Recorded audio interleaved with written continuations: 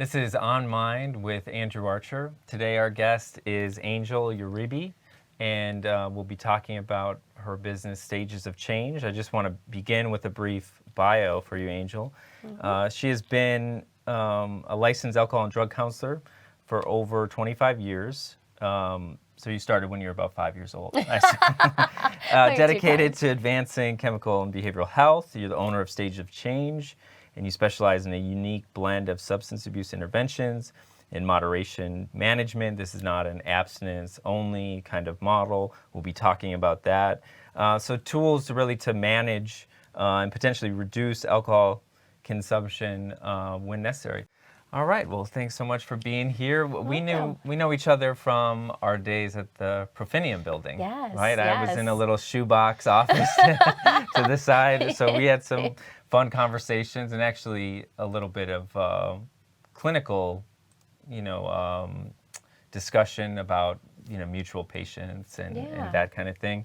So maybe just to start, can you give the audience a little bit of your background, kind of story, how you got interested in this field and how you kind of got to where you are now? Yeah. Well, it's so funny because thinking like 25 years in, that's a long, the story is getting longer and longer as I go. But just real quickly, I actually started off in the field of probation work. So I started as a juvenile probation officer. And to be honest, if I'm going to say where did I actually get my training and education, it was in those 4 years, right? Yeah. So I started in that work because, that was the way at that time that I thought that I could affect change and help people and help our communities and society. And after, 4 years of that, I worked with adults who were coming out of prison. And I did that for like 4.5 years. And the entire time that I did that work, there was something in the back of my mind going, I need to be upstream. This is so far downstream. Like when we're waiting until people's lives are becoming unmanageable or they've completely lost everything to jump in and try to give services, we've just waited too long. And so after about almost 9 years, I moved over into therapeutic intervention. So I started doing treatment programming, substance abuse treatment programming for a local place around the area here.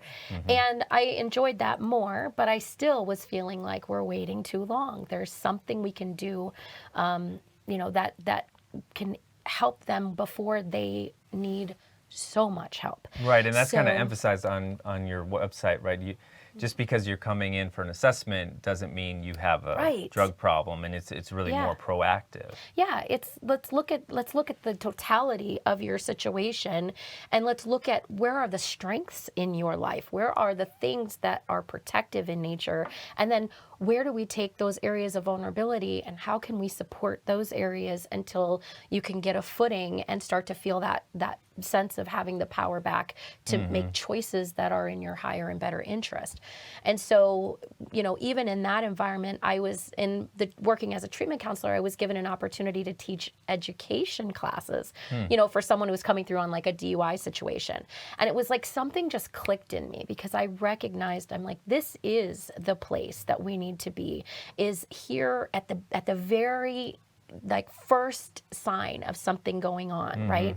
And the so education kind of became your wheelhouse. That was it. Yeah. And there were some changes internally for the place that I was working for, and it just provided the right kind of, I guess, opportunity for me to jump out on my own. And so this May, Stages of Change Center will be 13 years old. So I've been doing this for 13 years. Thanks. And it still feels like brand new to me because I'm still just as energized at the opportunity to meet people where they are and to work with them and to talk to them about, what their capacity is within the situation that brought them in. Because there is a sense of crisis and powerlessness that one is feeling when they come through my doors. And so helping to hold the space for them to get a sense of just feeling balanced again, to be able to kind of look with clarity and move forward has been just awesome. I love the work that I do. Yeah, and I didn't know about your background kind of in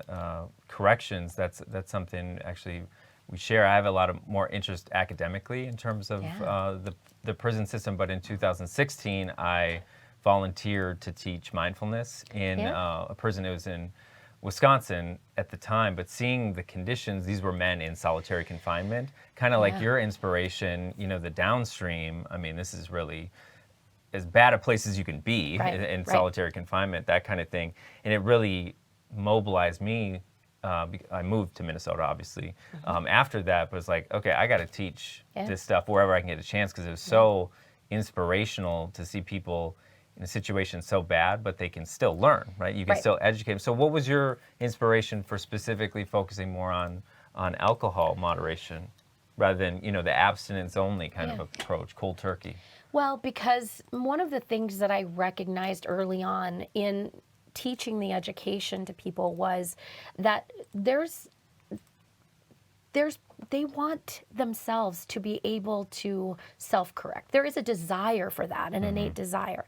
It's that feeling that you're supported in that. And when you come in and you start the conversation with, it's time for you to acknowledge that you're powerless, you're taking so much of the energy out of that person, right? To say, wait, I think I can do something. And now you're sitting in a situation with someone who is dependent on you to basically, you know, figure this out for them. And the reality of it is that when we empower them and you know, we don't activate their rebellion in the process, it's amazing how just giving people that respect enough to sit with them and say, okay, let's explore all the possibilities for you here. And then let's look at your life and your needs, and let's put a plan together that you are a part of, you know, crafting that is reasonable for you. And that's why you know, that client-centered approach for me is so important, because I'm a clinician and I do this every day. And yes, I feel pretty confident in, you know, being able to kind of understand what's going on. But the details of one's life and the ways that each person, you know, feels empowered, or different things that they have to have in place in order to kind of have that restoration of confidence and stuff, they have to be a part. They have to be a part of it, and they have to feel a confidence to be able to do it. So one of the things that I took on a long time ago was, you know, basically assuming that they were capable of making the changes. And that's the approach that I take with them, is like, there's victims here. You are in a position to make changes should you decide that you're willing to do the work to do so. Yeah. I did a lecture last week on the approach. Obviously, I'm in more of the psychotherapy domain. You're more in the evaluation and educational space. But I just call it Zen therapy. What I do, and I was explaining to them, is I don't know what the person's problem is. They know what their problem is, and I just ask them what they want to change about themselves. And what that allows in terms of a therapeutic relationship is, it's like, my chair isn't taller than your chair. It's like, I'm not superior. Yeah, I've been doing this for, you know, many, many years like yourself, but in terms of building a relationship, if you're putting them in kind of a one-down position, it is that powerlessness. At the same time, the relationship is one of dependency, right? They're dependent on us to kind of make these changes, but then once they take that environmental support, which is the therapy, the treatment, then they have self-support. They do it on their own, and it sounds like both of us use a contract specifically. You want to talk about how you create that plan with the client? Yeah. Well, depending on the services, right? Some of my clients are referred to me because they've had an incident. Maybe they've gotten a DWI, or maybe they've had a domestic incident, or, you know, some kind of altercation, and you know, they're facing some legal charges. That's typically how my client is going to come to me. But the fact of the matter is like, yes, I understand that they've got a thing to resolve, right? They need an assessment, they need a class, or they need to do some individual coaching, or, you know, something of that nature. And so we want to first address the need that they come in with, right? But the opportunity that is there too is to say, okay, let's not just get you a certificate. Let's explore the possibility of something more. And one of the best ways it's not just a participation trophy for showing up. It's exactly. It's actually going to do something. And I want to go back really quick to what you just said about having that conversation about, hey, listen, like, I'm not sitting in a position that I'm better than you or anything like that. Yeah. One of the things I say in my classes, well, I used to say it when I was downtown teaching classes, I'd say the only thing that separates us is tables and chairs, because we're all humans here. Exactly. We're all just trying to figure life out, and we're trying to make progress, and we're trying to just do the best we can. And how can I support you in being able to, that whole adage, like, as soon as you know better, do better, right? And like, what can I provide to you that helps you with that? But I always tell the client, I'm going to give you everything I've got to help facilitate that change process. But the decision to change is always up to you. And the thing that I focus on with my clients is, when they come in, I first understand, like, let's address what they're here for, which is, let's get you the programming that you need. But then I'm going to make sure that that programming is like piled high with all the things that you would need to contemplate. Maybe there's something more here, right? So sometimes I have clients that are very short term. They're coming for a specific thing. And what I do is I just give them everything I got within the context of that thing. Yeah. But I've had this many times too, where clients will come back to me and say, Angel, your class was really good. It got me thinking about stuff, and I'd like to come meet with you personally, and I'd like to explore these things. That's more the coaching side That's of it. more the coaching side of it. And so I just try to create an environment for my clients to be able to start challenging their own thinking about things, and then having that rapport and trust with me where they're like, I think she actually understands, or she gets it. Yeah. And then once they come back, that process, we sit down together and I go, okay, let's dig in a little bit deeper. Let's understand. Because to me, drinking is not the problem. The drinking is a symptom of something that's going on. And if we can identify what that is, and to be honest, working with my clients over the years, the three main things that my clients will tell me is driving misuse or abuse of alcohol has to do with stress, boredom, or their social network. And so, okay, let's start there, right? And when you start kind of understanding, like, these are the three areas that they need to figure out how to navigate a little bit better, okay, we put that plan in place. But the plan, you always understand that beneath the stress, the boredom, or the social networks, there's another layer. And I want to try to help them get to that place. Because you can't change anything by keeping your life the same. Exactly. Right? It's like just fit it in. So you have to develop some kind of a plan. I focus a lot on my patients making a decision, like a new kind of decision, not based on how they were as a kid or their parents' upbringing in terms of what that changes. What you're describing in terms of the rapport with the client. You have to vibe with the therapist or instructor, however it's defined. Otherwise, you're not going to be intimate with them. You're not going to share things. In transactional analysis, that's the method I use in therapy. The saying is, I'm okay, you're okay. Yeah. So when the person comes in, like we were talking about, I'm not better than them. Like, I have problems too. I'm not going to talk about them necessarily with them at that moment, but it's like we're the same. Yeah. And, when I was doing that lecture last week, one of the questions was, well, isn't this approach too kind of heady, too cognitive? It's like, I think that's putting people in a lower position. I mean, if they have brain damage or some kind of developmental issue, they might not be able to understand these concepts. But with transactional analysis, the emphasis is get well, analyze later. So forget about how it all started. It's like you're talking about, what's your social network right now? How much stress do you have? Like, these are the immediate things in your environment that you can make changes in. But that idea that, we all struggle, I try to convey that as a therapist. Like, I'm just a real person. My Zen teacher would say, we're all messy miracles. It's like, we're sort of perfect the way we are, but we can make changes and improve. So maybe you're already kind of speaking to this, but talk more about how stages of change is different from the kind of abstinence-based Alcoholics Anonymous model. Yeah. Well, the first thing is, I don't tell anybody not to drink. And I don't tell anybody not to use. That, to me, that is the quickest way to activate someone's rebellion. And my thing is that I want to keep that space between us safe. And I want it to feel like, okay, she's not coming in here with a set of orders for me. Exactly. She's coming in here and she wants to have a conversation with me that allows me to navigate am I going to continue drinking, or do I feel that abstinence is best, and do I have the tools that I need in order to support that decision? And I love that you talked about that, like, make a decision, right? Because most people, the struggle that they live in is in the indecision itself. Exactly. It's the knowing that I need to do something different, but but they are just not fully committed to the change that's necessary, right? There's overthinking. There's overthinking. And Yeah. so what I feel is that my role is to come into that space with them. So I meet them right there. And I don't tell them, in order to get better, you're going to have to come over here, you know, because I just don't think that invites them into the experience to be a part of the solution, you know. And so one of the differences in my work is that I meet them where they are. I do not say to them, if you come over here, we can start this process. Now, I will give them the best strategy to move things forward.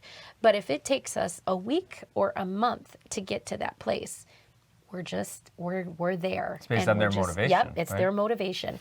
And beyond their motivation, if they're not moving on something, then that's where I can come in and say, all right, what do we need to introduce? What other idea, what other tool, what other technique, what else is needed here to help inspire this person to make that next step, or to take that step, right? Because once a decision is made, everything after that is just step work, right? Everything after that. And so I would say that for us, the work that we're doing that is the most important for our clients is the one that says, I'll come right into this space with you that you're just kind of contemplating and you don't know exactly yet how or if you're ready to go.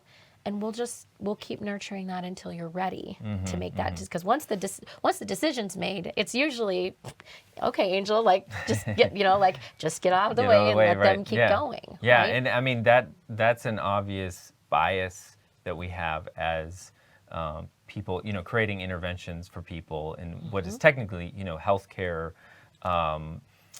And so that bias is that we want them to get well. I mean, you can't hide that. But how you get there is not up to us. I mean, I'll help you think about it and guide you, but you tell me what you want to do. And I joke with people when they first come in. I mean, if you say you want to grow a third arm, like, I'm not going to be able to help you do that. But if you want to quit smoking, or you want to get into a new relationship, that kind of thing.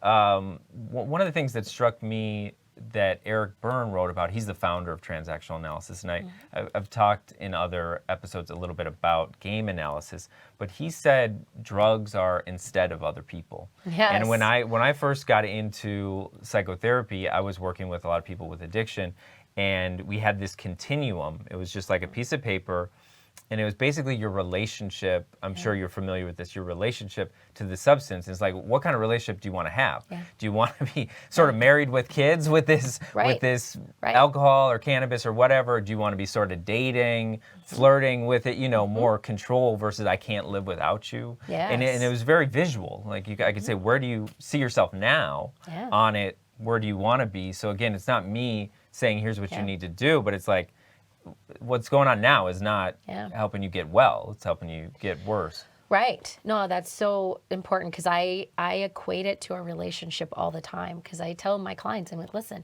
you are in relationship to everything in this world.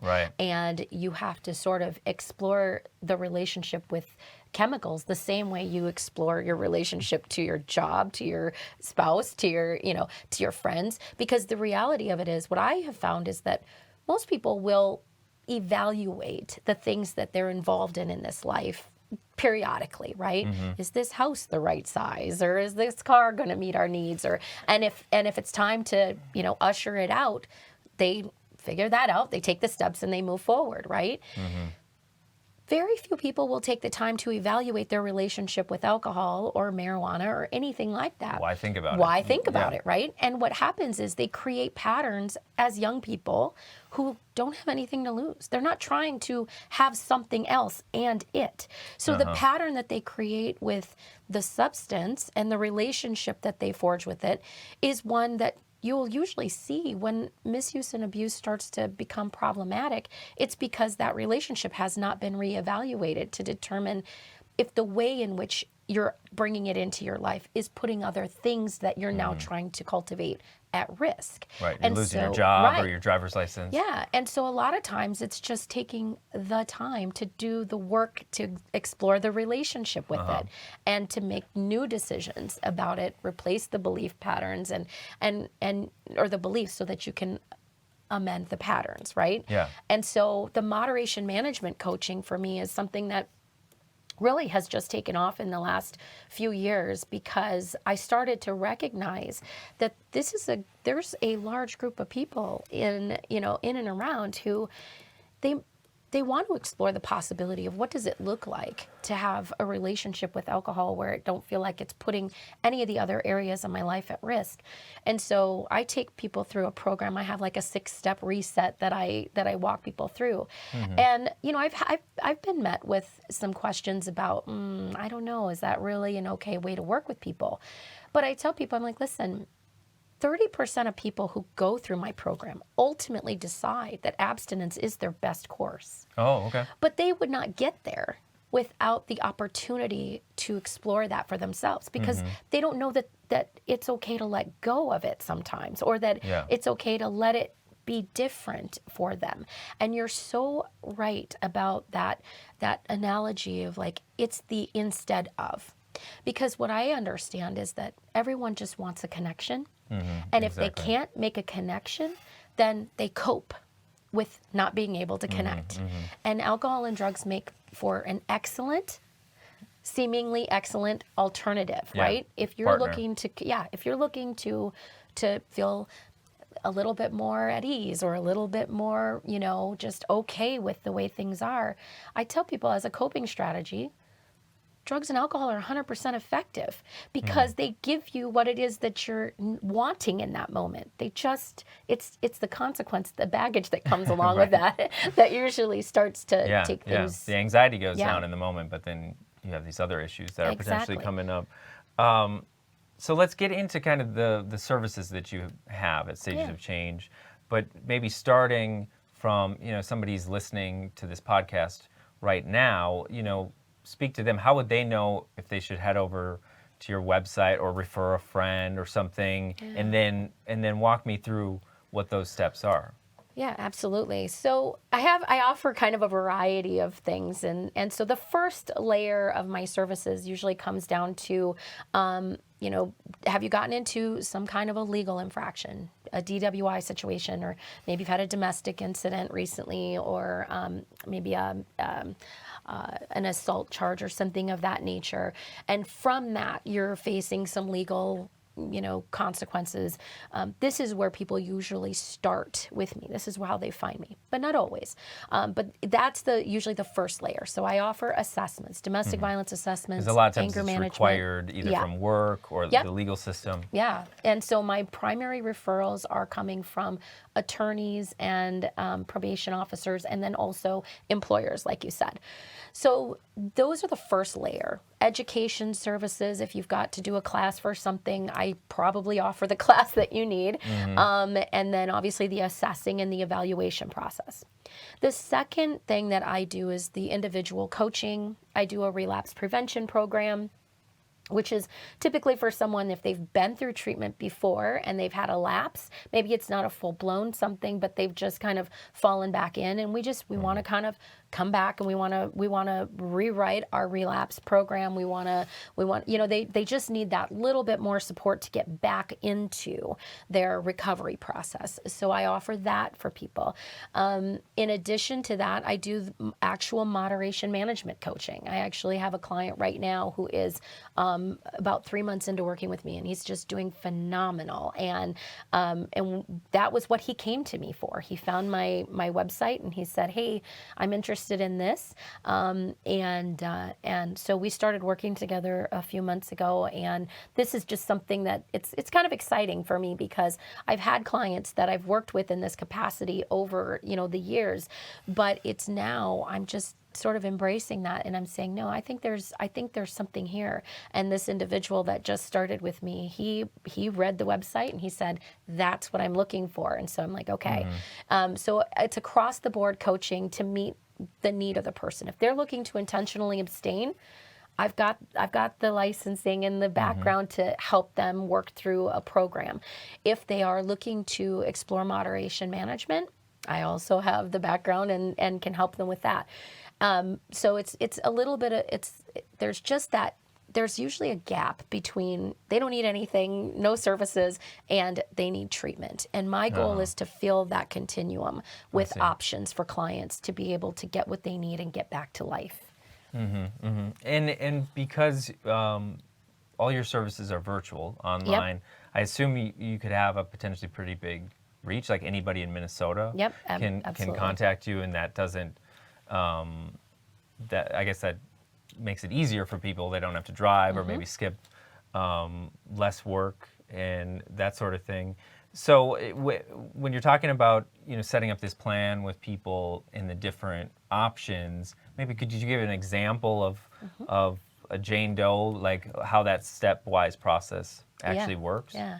Like, are they coming in weekly? Are they coming in, multiple times a week? That kind of thing. Yeah. Well, if they do an education class is what we would consider brief and targeted. So for alcohol and drug education per se, you could do 1 week of classes all the way up to 5 weeks of classes if you're doing my online live Zoom class. But I also just recently created an on-demand version of that. So because one of the things is for exactly what you're talking about. It's the barrier for a lot of people to getting the time in to be able to do it, right? If somebody has a legal situation come up, they're already having a lot of barriers placed, right? Their license is restricted, so their mobility is restricted. They're already paying a lot of money, probably to get rides places, things like that. So all my services, about stress on top of the issue, stress on top of the stress, right? Yeah. And so this going online has really created an opportunity for a lot of my clients to be able to get the services, right? Nothing works if they can't get in front of it. You're not going to get change if people can't get to the thing that they're supposed to go do, right? Yeah. So having all of my services online now has afforded me the opportunity to go beyond the borders of Blue Earth County. That is primarily where my business has been for the last 13 years. Yeah. But when COVID hit, I went exclusively online, and I just haven't looked back because my reach now is I can reach someone who is sitting in Reading, Minnesota, and has, a 2-hour drive before they can ever actually meet with a clinician. And so that's one of the benefits that I saw immediately happen. So I do everything online. I have a mix of on-demand options and live options. When I'm doing coaching with a client, that is always like a Zoom-based meeting because there does need to be that, face-to-face. We do need to be able to create that connection and that relationship to one another as we're working together. And so for that piece of it, people are signing in and meeting with me. And we go through, when I'm doing my plans for people, if they're doing a class, that's the plan. They're going to do the class. Yeah. And then there's always the opening. If you would like to come back, because at that point it's their choice if they want to come back and do services. But if they make a decision to work with me, doing like a coaching or moderation management or relapse prevention, we're going to sit down and we're going to basically go through it like an intake process. And I want to understand what the need is, and I will create kind of like a treatment plan, is what I guess people would probably most understand. But to me, sometimes I just call it, what's our plan? What's your plan? Yeah. And that plan is like, what are the things that need to change in order for you to accomplish the goal that you said you have here? And then we have markers, right? So I tell my clients, I'm not here to work with you indefinitely. I want to make sure that you get what you need in a time frame and get the practice going so that you can get out there and get back to life and start filling it with the things that bring purpose, meaning, and value. And I'm sure this is true for you. When people contact me by phone, like looking to start up therapy services, the first thing they say is, do you have a wait list? How soon can I get in? And you can get in pretty quickly with me. Is that the case for your process as well? Yeah, I have openings every week for assessments, unless it's a big week, and sometimes Christmas. It might be a couple weeks. I know. Yeah, there's seasons, right, that we go through. But generally within the week, people can get in and connect with me. And usually if they call me and they say, hey, listen, I'd like to do some coaching, or I'd like to do some work with you, I usually take the time right then. And I say, okay, help me understand what it is, because I want to make sure that I'm referring them to the right thing, Yeah. or that I'm the right fit for them. And if I'm not, I'm all too ready to help navigate for them and say, I think you would be better fit to maybe, give a call to Andrew. Like, so this would be more his forte, or, and I provide that information. Because to me, at the end of the day, I just want people to get what they need. And if I am not the one to provide it, then it's my responsibility, I think, as a professional. Such a prejudice of yours that you want people to I get know, better I just want people to have get a good better. life. Yeah. Wow. And so I think that it's I see all of us and all the services that are out here. We're all here with a shared and common goal, right? It's just that each one of us has a different area in which we are stronger, or that, our services are intended, for a certain type of client. Yeah. And so I if I am not the one, I'm going to make sure you get connected to the one. Well, it speaks to what you were saying before about our interconnectedness, Yes. is that we're interdependent, and a kind of mature way of thinking about interdependence is you have to be dependent on people when it's appropriate. You got to be independent when it's appropriate. Yes. And as a simple kind of adage, people tend to be hyper independent, they were scripted to be very independent, or they're very dependent, a symbiotic or codependent process with people. And you really have to have both. And with the therapy, like we're describing, is no, in the beginning, it's a symbiotic process. Like, we're going to set up the contract, the planning, it's going to be your goals. But as you get well, then just like we both have kids, right? Yes. You want them to leave. Yes, Leave me. Yes. When you're ready, same thing with therapy is like, I'm not going to tell you when to stop. You're not going to tell me when to stop. We're going to have this plan together. Yes. And that outlines it in detail. Yes. This is when we're going to stop. With psychotherapy, I say, well, you might want to come up with another plan, and we might be working on different things. I'm curious, and I think the audience would be interested in kind of common misperceptions about alcohol addiction or abuse, or can you speak to that a little bit? I think it's the idea that if you are misusing it, then that's it. You have to stop. You can't continue. There's no option for moderation to happen. And I think that is one of the biggest misconceptions, because when I talk to people, the continuum of services, right, is usually nothing or treatment. And so, and the lingo is Black there, and right? white. It's black and white. And what I say to people is, I don't think in the area of substance abuse that we can afford to just have a black and white approach. Everything is shades of gray. And what my responsibility is to make sure that if I'm meeting with the client, that I see them where they are, not where I project that they're headed. Yeah. Right? And so I can understand that as humans, we're always trending in a certain direction. So if you're going in the right direction, you're probably going to keep going in the right direction. But if you're trending in the wrong direction without something sort of stopping the pattern and creating a new pattern, most likely the problems are going to persist, right? And so what I think is hardest is for people to sort of be willing to arrest the idea that it has to be all or nothing.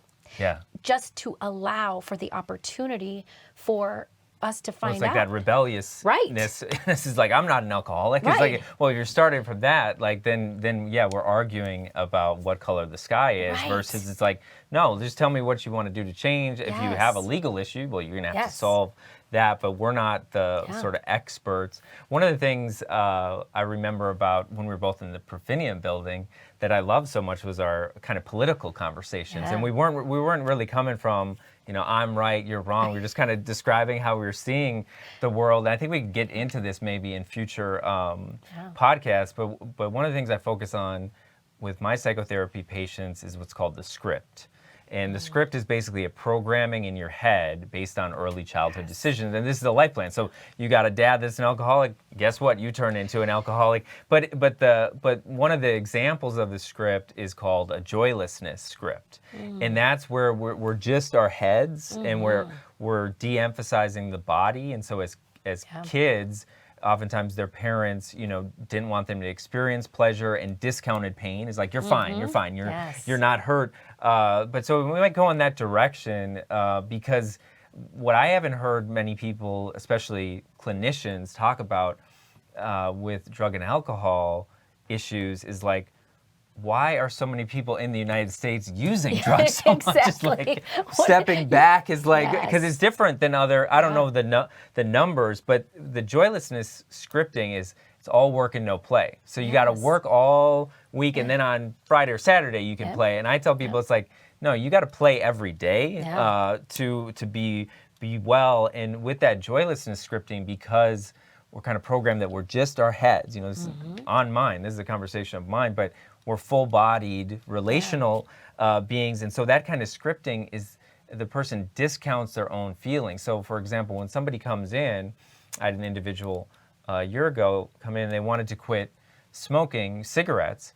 And I didn't say, okay, let's go to half a pack. And then it's like, okay, well, before we even, because they said they got into the black and white thinking. It's like, okay, I got to go cold turkey. And it's like, well, no, I mean, the sort of child part of you that likes the nicotine is not going to want to go cold turkey. That's a more rational kind of thing. But I invite them, okay, the next time you're having a cigarette, just notice what's happening in your body. Notice the anticipation, the craving to have a cigarette. But then inevitably, the patient comes back and says, well, yeah, I was smoking a cigarette and I realized it really hurt my lungs. It's like, it didn't feel good because a lot of people are using it as a stress issue, a state change, you know, in their mind, that they don't focus on the body. And it's like, a lot of these drugs, they actually don't feel good, you know. And so then when that person has that experience, which I didn't tell them that was the experience they would have, then they're taking a totally different look at it. It's like they're actually being more mindful and getting into their body. Like, what does it feel like in your body? Because, you know, like you were talking about earlier, it is based on that childhood experiences and adaptations. If you're told not to feel your feelings, then guess what? You grow up and not feeling your feelings, including just the physiology of what's happening. And I think just that orientation, you know, we're talking about the abstinence-based versus kind of smart recovery models, you know, moderation models. I think that kind of points us to, you know, the stigma around, I think it's even more for drug and alcohol stuff than mental health at this point. But maybe can you talk about, if you want to respond to that, but also just like the stigma around this, getting the services, getting that first foot in the door? Yeah, well then that's the hardest part, right? So to be honest, the majority of my clients are high functioning, successful people in our community that are silently struggling because there's that fear of actually reaching out, because I don't want to be labeled an alcoholic. I don't want to, you know, for someone to start, you know, telling me that I, you know, have this issue. I'm already struggling with understanding that something's not right, but I don't want that typecast. I don't want someone to just basically just look at me and say, oh, okay, you're an alcoholic now, and now I've got to go explain this to people, and how, you know, and there's a fear then that keeps the silence going, right? And the keeps isolation, the secret alive. And you're, you know, like the saying, you're only as sick as your secrets, right? But the thing is like, how do you create a space that's safe enough for people to come out and to say, so hey, I'm a little worried about this, and not have the other person just jump right in and go, okay, well, here we go. You know, you can't drink anymore. You got to stop your drinking, because the drinking isn't the problem. If you heal the person, a lot of times the drinking moderates itself, or you know, the person comes to a conclusion that, again, it's not serving me. And it's funny because I just had this with my client that I'm working with on moderation management. He said, you know, I started to think the other day, what is the real purpose of doing this if I'm just having a couple? Do I even find it worth it anymore? And I said, okay, well, let's talk about that, right? But he came to that conclusion on his own because the space that he was in was safe enough to explore those thoughts and to say it out loud without feeling like someone that's the was space again you created because it's a client-centered model. Do you want to maybe say a few words about that? Yeah, so that client-centered model is essentially just, again, it's like saying, I'm going to meet you where you are right now, and I'm going to try to understand, right? Seek first to understand. The clinician in all of us, I think, wants to help, wants people to get better and all of those things. But even after doing this for 25 years, you know, I don't know everything about everything. I know a little bit about a little bit. I'm super passionate about it. But at the end of the day, every single person has their own set of details, their own set of needs and uniqueness that, has brought about the situation that they're in. And so what I try to do with them is just to say, okay, I want to understand your details, and I want to explore, with you, what is your ultimate goal? How do you see this thing going? And one of the exercises I do with my clients that is funny how a little inhibited they feel about doing it is, I said, okay, I want you to create like a vision board type of thing, right? I want you to draw a picture of what you would like alcohol to look like in your future. Mm-hmm. And a lot of them are very apprehensive to do that. And I said, why is that so hard for you? What is it that what is it that makes you hesitate, right? So these are one of the things that I do, because I'm like, you have to change your perception of this thing, right? Because perception is reality.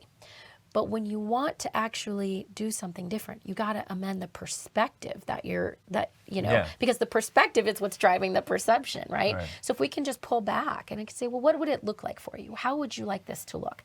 The client then has an opportunity to write a visual of something or create a visual of something that looks more in alignment with how they want. Because I'm like, where the mind goes, we're all going to follow, right? That's how it is. So the mindfulness, I love that idea of the mindfulness practice. It's like, well, just take notice of what's going on in your body. Ask yourself, like, as you're doing this, come back to yourself for a minute and say, why am I trying to mildly disconnect right now? Or what is the need that I have that I can't get met in this moment? So I'm looking to... And we haven't even talked about social media and scrolling. So, A client this morning was just talking about how they're working with this, but like it's so habitual. Yes. And that's kind of with any kind of contract therapeutic one. It's like, what is the habits? What keeps happening? I'm really excited to continue talking more about how this is a relational problem, like the drug or the drinking itself isn't necessarily the problem. I can't wait to talk to you more about this game analysis stuff, because when Eric Berne started understanding, what we call quote unquote, alcoholics, he was not convinced that it was a brain kind of issue. Right. He said, well, maybe there's something in brain, genetic. This is in the 1950s. But he said the cure, the quote unquote cure for alcoholism was not abstinence. He said it was learning how to drink socially. So you don't crash your car, get, pulled over, that kind of thing. And it seems like your client-centered approach is really, okay, develop insight into how you're perceiving things, and that's both based on your cultural conditioning, including all the Budweiser commercials and everything else, and telling you what's sort of right and wrong, and that puts you into action. One of the other things that I don't think many people realize is with alcohol kind of abuse specifically, again, the way Eric Berne saw it was, it's not the alcohol that's really like the thing that is really I don't want to say pleasurable, but like the emotional kind of payoff to it is not the actual intoxication, but it's the next day hangover. Yes. And so you ask people about, okay, you drank 20 drinks on Friday, what happened on Saturday? Well, in their head, they're very critical of themselves, and they feel like a victim, and then maybe they do something a little more exaggerated. I'm not going to drink for a month or something, but that doesn't change the patterns, right? And the insight. So we'll definitely get into that space in future conversations. We'll have opportunities for that, but maybe just take a minute to sum up, what you want to say about Stages of Change, what do you want to speak to people, and then how they can connect with you the best way. I think that the first thing is, if you find yourself in a situation, or if a client finds themselves in a situation where they need to get an evaluation or participate in a class, or even if you're just having some general questions, my invite is just give me a call. Like, give me a call. Let's talk about it, right? I love to talk. You ask any of my friends, right? You're easy to talk to. Thank you. And that's the first thing is, like, I'm not going to try to sell anybody on anything. I want to be the resource that you need in the moment, right? So reaching out on my website, you can find me on some social media channels. I like to do some reels and things, different little things here and again that just give little tips and tools. And even if they're not in need of it because they don't have a legal thing, go ahead and visit my website and just get some information. We're making some changes like you're to saying, it right now. on the surface level, many of your clients are quote unquote successful, Yes. in our Yes. society, but that doesn't mean you can't examine what you're Exactly. doing. I mean, a therapy now, it's tied to this concept of mental health, and so then it's like, okay, this person has ADHD or depression. That's gonna make you go into services versus like maybe you're just curious Yeah. about what's happening for you and they want to Yeah. talk to somebody that actually knows this space. And for me, it's like we can benefit from analyzing those decisions we made in childhood that create the perceptions and the identity. Is like if you're like, I'm never going to be like my mom who was an alcoholic, Right. well, you're just rebelling against that, Yeah. and then you're going to be Yeah. addicted to work or Yeah. something Yeah. something else. So really excited to continue having this conversation with you. So But good. thanks so much for visiting with me, and stay tuned. We'll see you soon.